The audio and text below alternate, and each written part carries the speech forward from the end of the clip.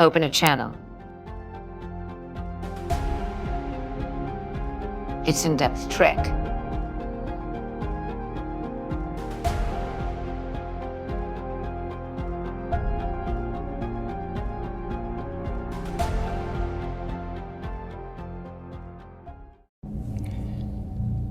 Hello everyone, welcome back to episode 9 of the In-Depth Trek podcast.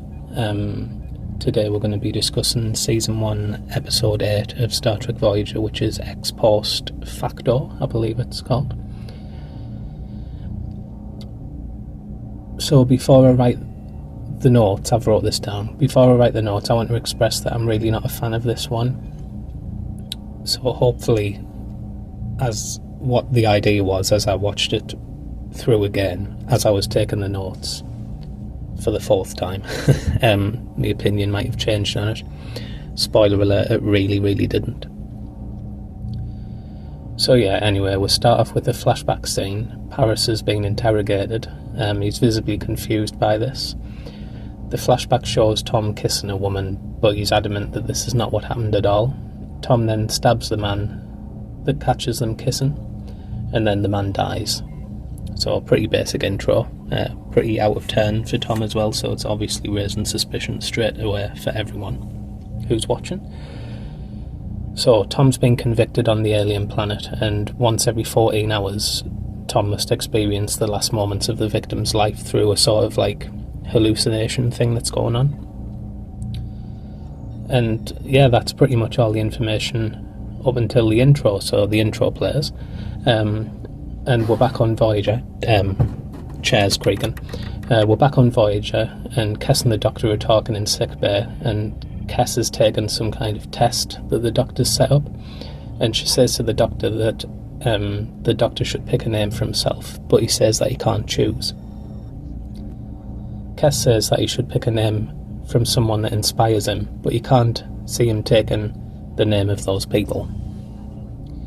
So Janeway raises the Doctor on the comm badge, saying that the returning shuttle has only one life sign aboard, and it's either Kim or Tom, because Kim was on the away mission. Kim goes immediately to sickbay. Surprise, it was him on the shuttle, and he's dehydrated. Yeah, bit of information there. So Janeway goes to sickbay and asks Harry what happened. He tells her that they told him to leave, and that they said that Tom has committed a murder. Someone called Tolan Wren, a professor. So in a flashback, Tom and Harry pay Professor Wren a visit. He asks for Voyager's specifications and invites them both into his home that evening. Professor Wren's wife appears. Tom is eager to talk to her. She offers them both a drink. They are told to help themselves to the drinks. Harry stares at Tom, and Tom asks him, "What are you looking at?" And Harry replies, "Not the same thing you're looking at." And I've wrote fucking hilarious, which it was actually. Tom and Harry have good chemistry between each other, as we'll see as the show progresses. Tom notices the dog and asks the dog the same thing, "What are you looking at?" So, at the dinner table, we've skipped forward imagine an hour or so into the future now, during the flashback.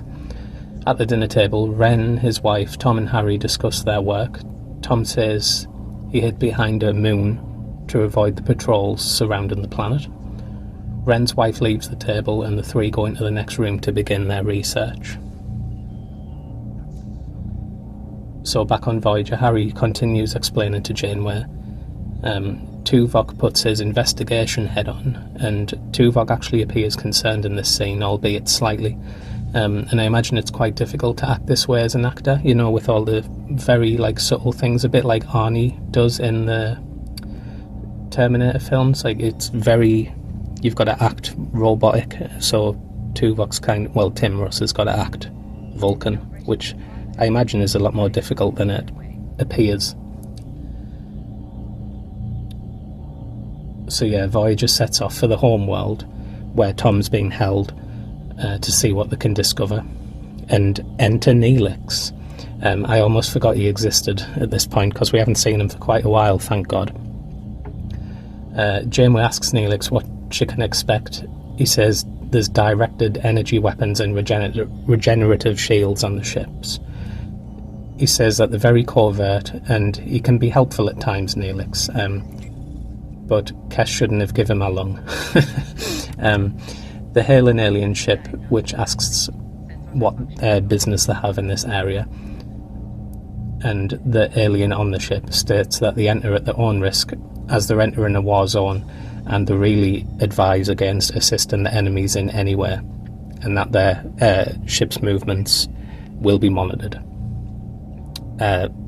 Obviously Starfleet agrees, and they proceed to enter into orbit.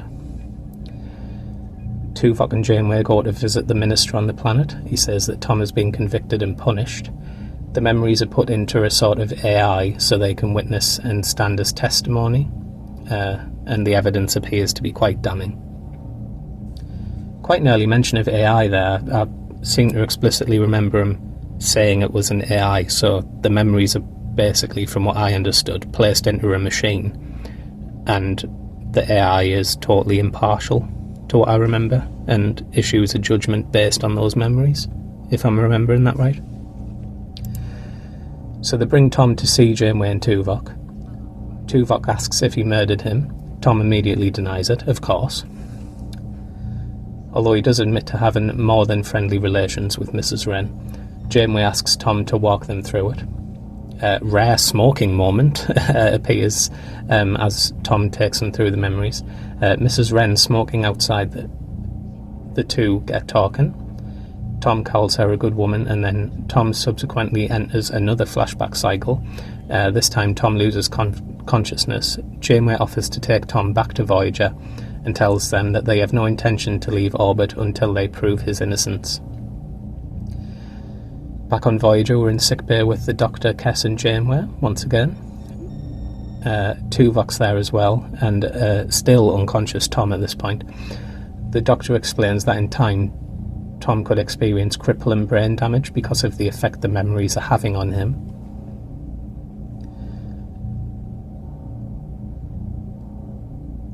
So Tuvok and Janeway search for a means of appeal. According to Tuvok, before this punishment they used to use a lethal injection.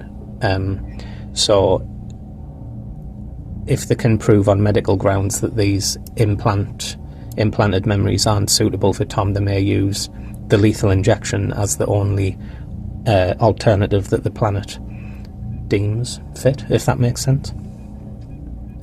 At this point, Tuvok promises to remain impartial. He goes back to the surface to examine the murder scene and speaks to Mrs. Wren. The dog is called Nika, apparently. As he's questioning Mrs. Wren, the dog stares at the camera. I think it's unintentional, but like Mrs. Wren's holding the dog, I believe. And the dog's just kind of staring at the camera. Like the people who were recording the episode, it's quite funny. Tuvok asks if her and Mr. Wren argued the night before his murder. It's revealed that at this point Tuvok has been married for 67 years. So I believe they were discussing, the relationship between Mr. and Mrs. Wren, and Tuvok then goes into his life after, I believe, Mrs. Wren asks if he's married. Tuvok asks why she should break up with her husband of 10 years for Tom, who would be leaving the planet in a few days. She says that they spent time together. So we go to a scene of Tom and Mrs. Wren in the rain, and it makes it seem like they're falling for each other, like falling in love, and that Tom eventually went along with it. Tuvok asks Mrs. Wren if Mrs. Wren left the room at any time, and she says that she's seen Tom kill Mr. Wren.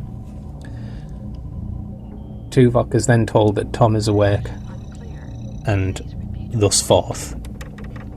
Me arm shaking, what the hell.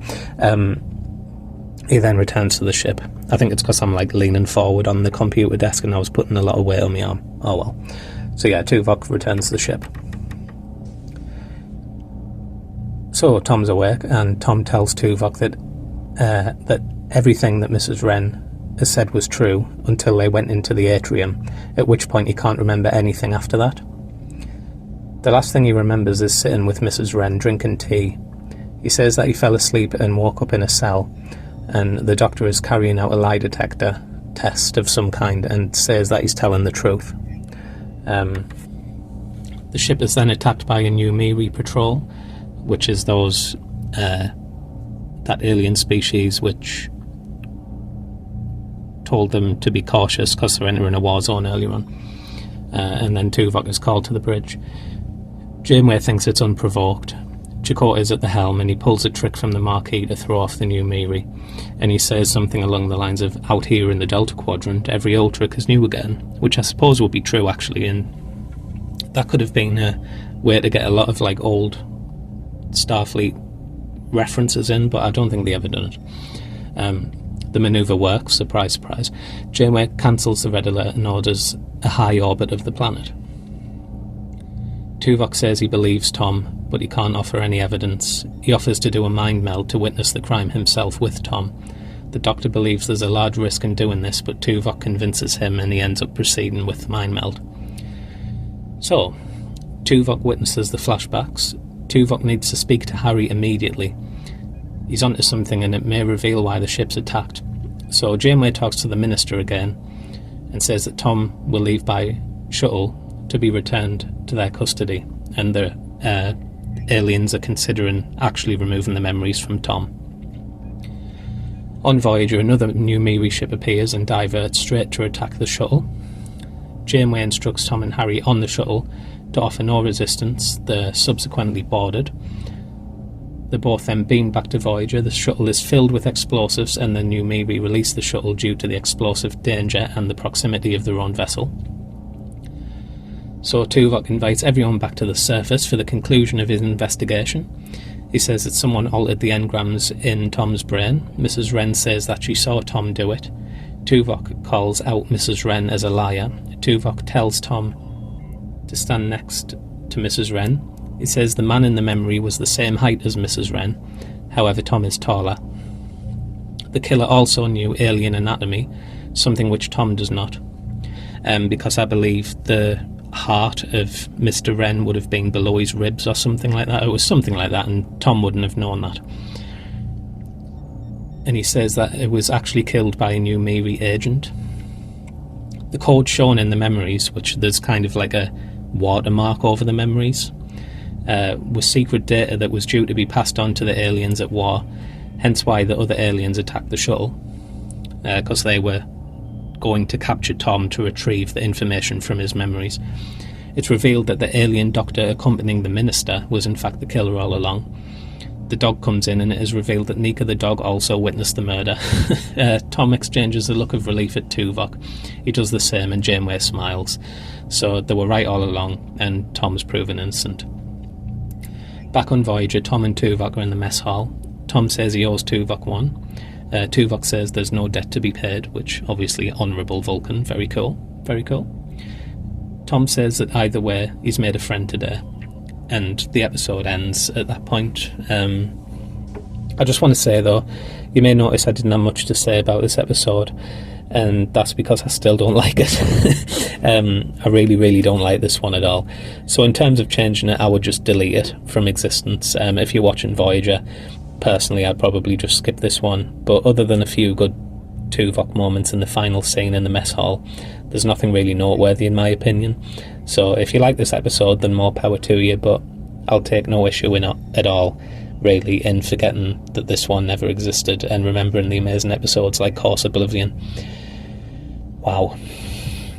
Course Oblivion, what a dark and great episode that is. I can't wait to speak about that. Speaking of other episodes, the next one's Emanations, another one that I'm not too keen on. At least we'll get them all out the way fairly early though, so that's good. So in summary, this is probably my least favourite episode so far, if I'm perfectly honest, and we'll see how the next one holds up. But on that note, that's it for this episode. So I just want to thank everyone once again for listening.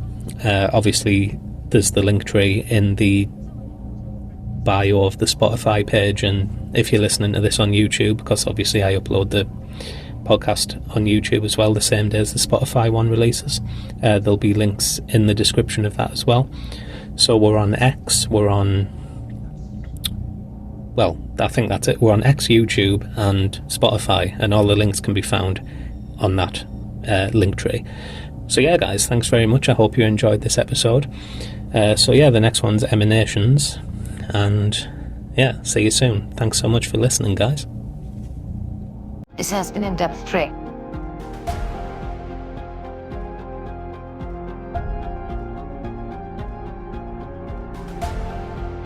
And transmission.